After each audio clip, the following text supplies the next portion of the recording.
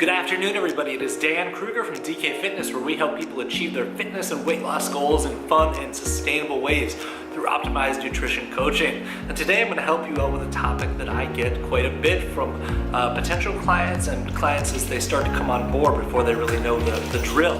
The question I get all the time is, what should I eat before and or after my workouts? What should that peri-workout nutrition look like? The food that you take in before, sometimes during, and after your workout. Well, there's a ton of different answers for that because it's gonna all be relative to the individual. But in this video, I'm gonna be talking to somebody who wants to lose weight, somebody who wants to reduce body fat. I'm gonna walk you through how I go about answering that question for the individual client, because the answer is gonna be so unique for every single person, based on their goals, based on their metabolism, based on their diet and experience, based on how their body responds to foods, and based on what kind of workouts they're actually doing. So for the individual who is trying to lose body fat, here's my answer. First and foremost, we need to look at things from very high levels. If you are trying to lose body fat, if you're trying to get your body to tap into body fat for its energy, we need to be consuming a little bit less food than we're actually putting out in energy expenditure during the day. Okay, if that element isn't in place, optimizing your pre and post-workout nutrition isn't gonna do a whole lot for you from a fat loss perspective. So we need to nail down that first issue first. We need to establish how much food in the whole day is this person going to be taking in. Then, once we nail that down, then we can determine how to best split up that food throughout the day based on their goals and based on their workouts. So my next question would be, okay, so we're trying to lose weight and we've established how much food you need to be eating. When do you work out? Are they working out in the morning, in the middle of the day, late at night? When is this workout taking place? That's going to impact how we should put the food around it. So let's say, for example, this person works out first thing in the morning. Well, based on the fact that your body is naturally going to switch over to using fat storage for energy overnight, we can try to leverage this if it still gets the client a good workout.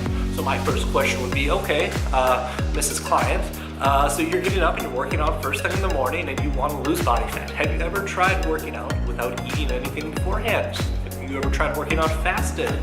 And if the answer to that question is yes, I've tried it and I feel just fine, I would always suggest that they try to go ahead and do that. Why? Because that lets us leverage the fact that your body is already switched over to using body fat for energy while you're sleeping.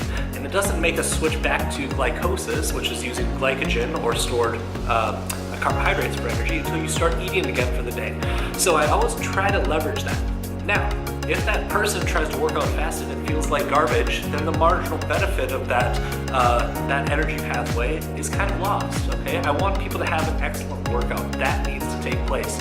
If you feel like you're gonna pass out because you don't feel good if you work out fasted, you're gonna get a bad workout and the results are not gonna be there. So, if this person is able to work out fasted and start eating immediately afterwards, that would be the best way to approach it.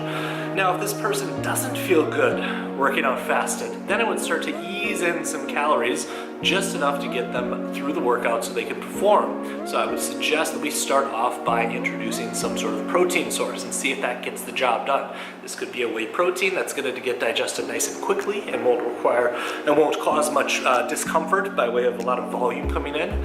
This could be some egg whites, could be some whole eggs as well to get a few grams of fat in there.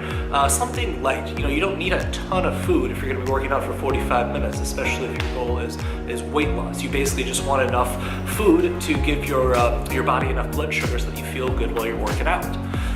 And if that does the trick, great. If the protein alone doesn't do it and they need a little something else, then we move into some complex, yet still somewhat fast-digesting carbohydrates like fruits, or maybe some Ezekiel bread or something, something small. You really only want to try to get in about 20 grams right before you work out of carbohydrates. Otherwise, you can start to feel a little bit full and uncomfortable. Again, everybody's different. Some people love a ginormous meal before they work out, and we can talk about that. But that's the order of operations. If the client wants to lose body fat and feels fine working out fasted, I always try to suggest that. If they don't feel that great working out fasted, then we try to get in a little bit of lean protein beforehand. And if that still doesn't do the trick, then we'll get in a little bit of some complex yet still somewhat fast digesting carbohydrates like a banana or an apple or something small. And that's how we ease into the pre-workout meal based on how their performance is impacted by certain foods and what their goals are. So as far as post-workout food is concerned, that is going to depend a little bit on what we did for pre-workout food as well. If this is going to be the first meal the person has had because they worked out fasted, then we should try to get that in reasonably soon thereafter. If the person in question had food before their workout, the sense of urgency isn't quite there, so we wouldn't need to rush or anything like that. But what I would like to get in for an individual after their workout is a source of protein, something fairly lean, and a source of either carbohydrates, if they are eating carbohydrates in their regimen. If this individual is trying to keep it very low carbohydrate or even trying to do a keto diet, then we would switch those carbohydrates out for a healthy fat source. But there needs to be protein, and there needs to be either fat or carbs. Probably not both right after a workout. I can get into that in another video. I try to have it be one or the other based on the client's goals. But in this case, I would say let's get a protein source in there, and let's get a little bit of an energy source, either some carbohydrates or some fat. And for the record, this is also a great time to get in those foods that are not quite as healthy, because right after a workout, your metabolism is moving very quickly, and the likelihood of you using all those calories as effectively as possible is drastically increased. So if you want to sneak in a little dark chocolate, if you want to get something that's a little bit higher on the glycemic index, a little bit more sugary, then this would actually be the safest time to get that in.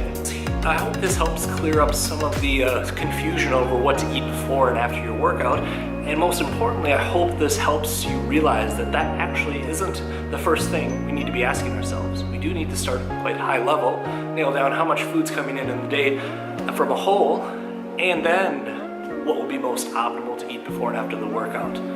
So let me know if you have any other questions. If you want to hear about how this concept specifically relates to you, shoot a message over to dkrueger at dkruegerfit.com, and I'll give you the rundown on how we can put together a program specific to you and your goals.